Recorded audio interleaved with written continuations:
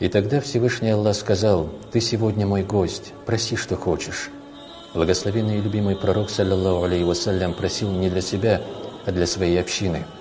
Согласно сообщению, Всевышний Аллах повторял свой вопрос 700 раз, а благословенный посланник, алейхиссаляту вассалям, каждый раз повторял одно и то же: «Моей общине».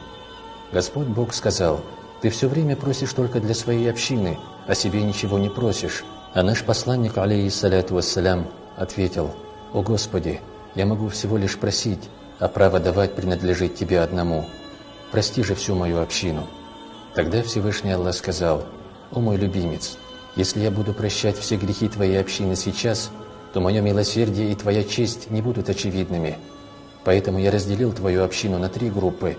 Одну часть людей я простил ради Тебя сегодня, а участь остальных 2 групп я оставил на судный день, чтобы Ты просил за них, а я бы мог их прощать».